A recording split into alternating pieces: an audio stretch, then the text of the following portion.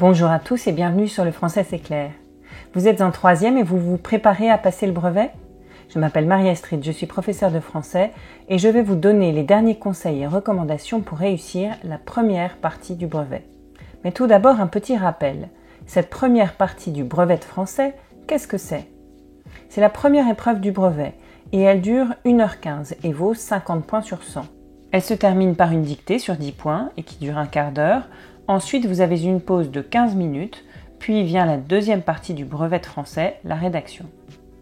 Cette première partie comporte elle aussi deux parties, celle nommée compréhension et compétences d'interprétation, qui vous demande d'avoir compris un texte et une image qui entrent en résonance avec ce texte. Une seconde partie s'intitule grammaire et compétences linguistiques, qui comprend un autre exercice d'orthographe bien plus facile à réussir que la dictée et également noté sur 10 points. C'est la réécriture qui est constituée parfois de 1 ou 2 exercices. Imaginez-vous dans la salle de classe transformée en salle d'examen. Vous avez soigneusement rempli les bordereaux de votre copie tout en haut, au moins 2 pour ne pas être pris de court, et vous attendez en respirant le plus calmement possible votre sujet. Même si le temps est compté, 1h15, ça passe vite. Ne vous jetez pas sur le texte tête baissée. Prenez connaissance du sujet dans son intégralité, sans nécessairement tout lire, mais en regardant les points attribués aux différentes questions. Il ne s'agit pas de manquer de temps pour celles qui rapportent le plus. Bien, une fois ce rapide survol du sujet effectué, il est temps de lire le texte, et il va falloir le lire au moins 2 ou 3 fois. Mais auparavant, le plus important, repérez le paratexte, c'est-à-dire les informations qui vous ont été données par les concepteurs du sujet. Ce qui précède le texte en italique et ce qui suit le texte, le nom de l'auteur, le titre du livre, sa date de parution et d'éventuelles notes complémentaires. Dites-vous bien que ce sont comme des clés essentielles pour comprendre le texte et je vous conseille fortement de surligner les informations importantes de ce paratexte. Ensuite, lisez le texte proprement dit, un crayon à la main, comme un enquêteur, à la recherche d'indices qui vous permettront de répondre aux questions « quand ça se passe ? Où ça se passe ? De qui et de quoi ça parle ?»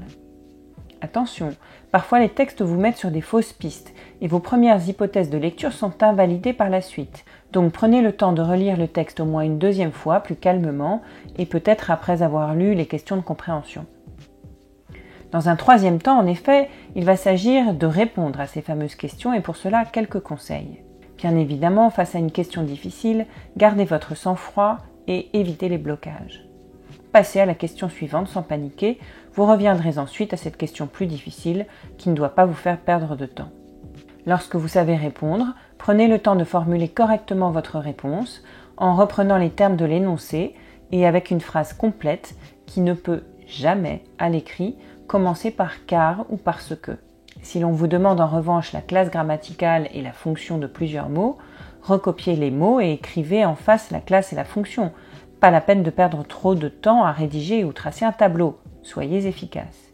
Dans la partie interprétation, reformulez le texte avec vos propres mots, synthétisez avant de citer précisément le texte. Développez vos réponses. Ou pas. En effet, laissez-vous guider par le nombre de points indiqués, qui vous signalent la longueur de la réponse attendue. Ne perdez pas trop de temps sur les questions à 2 points et développez celles qui sont sur 4 ou 6 et qui sont souvent à la fin. Il peut arriver qu'une question semble demander la même chose que la précédente. Dans ce cas, il y a un problème.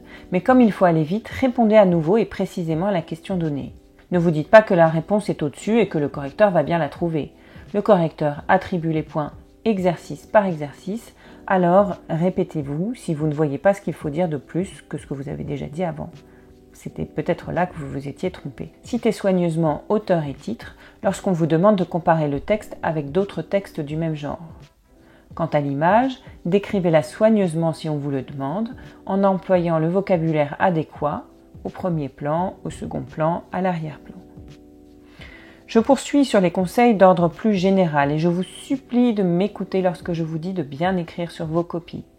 Formez vos lettres soigneusement, ou du moins restez lisibles, écrivez proprement en sautant des lignes et en sautant encore davantage entre chaque question. Vous n'êtes pas limité en papier, alors vraiment, aérez vos copies.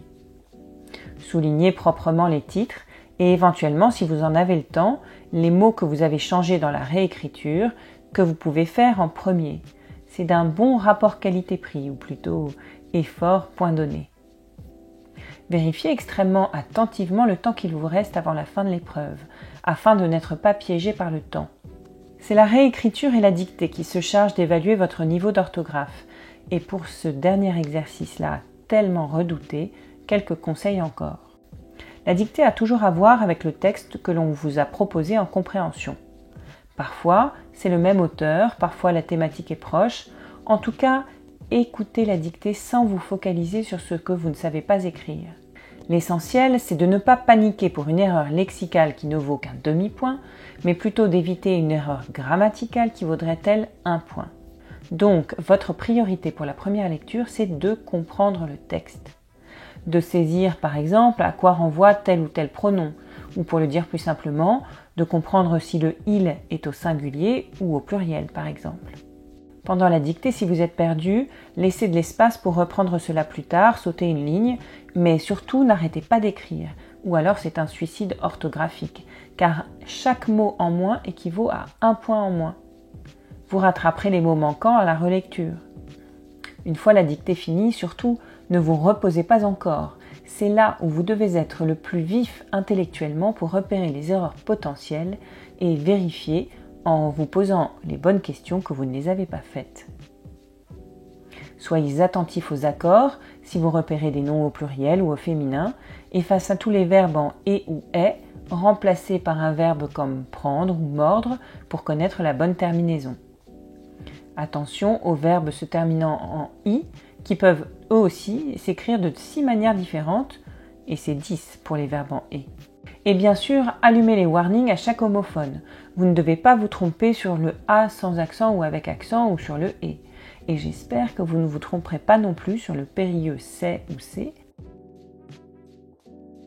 Après cette première heure et demie, vous allez être bien fatigué et vous aurez bien mérité la brève récréation qui vous permettra de souffler et de retrouver des forces pour la rédaction. J'espère en tout cas que cette vidéo vous aura aidé. N'oubliez pas de mettre pouce bleu, questions et remarques en commentaire. Et comme je suis très curieuse, j'adorerais savoir comment pour vous le brevet s'est déroulé. À très bientôt.